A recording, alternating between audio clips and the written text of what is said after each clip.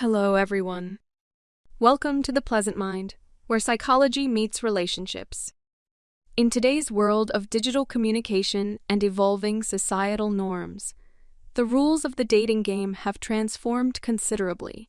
This shift becomes particularly apparent when comparing the dating styles of different generations, such as Millennials and Gen Z. So who are Millennials and Gen Z?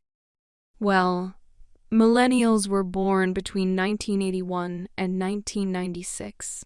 Gen Z, our newest adult generation, includes people born between 1997 and 2012. Both of these generations are undoubtedly digital.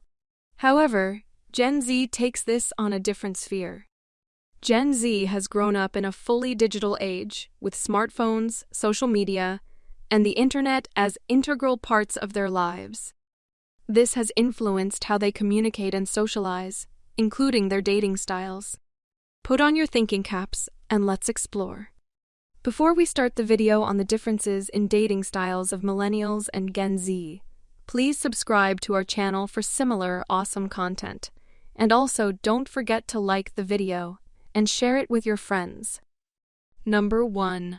What is their approach towards relationships? Millennials were born in the generation of Orkut and Facebook were the real deal. Also, they preferred to converse with someone they knew, had met, or had mutual friends. No strangers. Hence, too many millennials are going through dating burnout, swiping left and right through a pile of pictures. On the other hand, dating apps are like morning coffee for Gen Z. Moreover, different dating apps come with different purposes. While Tinder is for casual hookups, Bumble has more options from casual to serious relationships. This makes it clear for Gens to rely on these dating apps, increasing their chances of dating someone truly compatible. Number 2. How do they wish to communicate? When it comes to communication, Gen Z, the digital natives, often prefer chatting, especially in the early stages of a relationship. On the other hand, Millennials who experience the transition from offline to online might still appreciate a good old phone call or face-to-face chat. Number 3. What do they think about long-term relationships? Regarding commitment, both generations are delaying marriage and settling down compared to previous generations. But Gen Z seems to be even more open to casual relationships and less focused on long-term commitments, possibly due to economic uncertainty and a greater focus on personal growth and career. Number 4. Is it important to have shared values? Shared values and similar beliefs are another critical factor. Millennials are more relaxed and accepting of various outlooks towards life than Gen Z. Gen Z are reluctant when they haven't been able to vibe with their partner. As per 2023 reports, 36% of female Gen Z daters disclosed that they wouldn't consider someone with whom their morals and ethics don't match. On the other hand, 42% of millennial daters say that they believe in giving people a chance. They believe that having opposing viewpoints does not necessarily lead to conflict, and that keeping an open mind can help you widen your horizons and learn more. Number 5. Do they have a flexible approach towards relationships? For years, there has been a difference in the perspective of relationships for youngsters.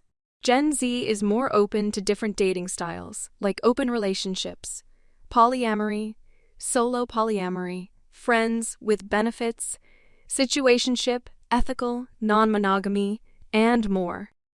This isn't the case with millennials, wherein they just understand two concepts for themselves, monogamous and non-monogamous.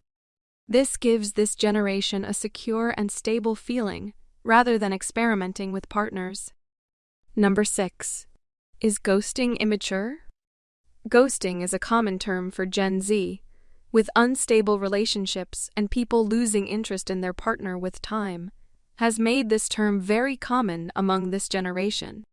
While ghosting is still an immature behavior among millennials, Millennials believe people should take accountability for their relationships and communicate with their partners if things aren't working out. rather than just disappearing and keeping the other one wondering what went wrong. It's better to talk. Number 7. Who is better on the first date? As per reports in 2023, 29% millennial women offer to split the bill on their first date, compared to only 12% of Gen Z suggesting the same. Moreover, when it comes to selecting a place, 26% of Gen Z female daters picked up affordable places, while 2% of millennial women relied on fancy restaurants and cafes. So, that's it for today's video on difference between the dating styles of Gen Z and millennials. Remember, these are broad trends, and there's a great deal of individual variation within each generation. If you found this video helpful, don't forget to give it a thumbs up and share it with your friends. Also, subscribe to our channel for more empowering content.